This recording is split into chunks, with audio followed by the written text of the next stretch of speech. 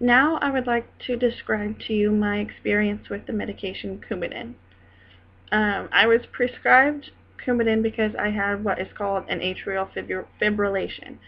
So on top of the concern and the fear that I had just having the atrial fibrillation, now I had to worry about how my body was going to react on the medication.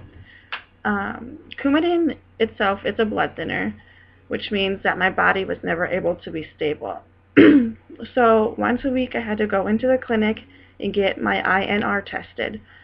And that meant no matter what, whether I was at home or on the road, I always had to go get tested at least once a week. So that meant time off of work and other stress things.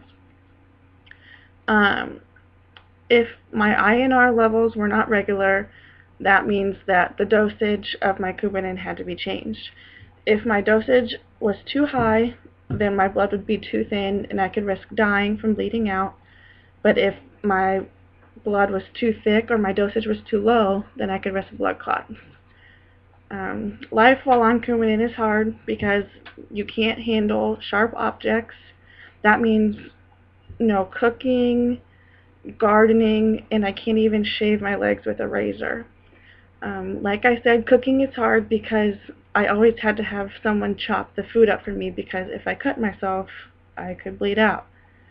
Coumadin also makes my body very easily bruised.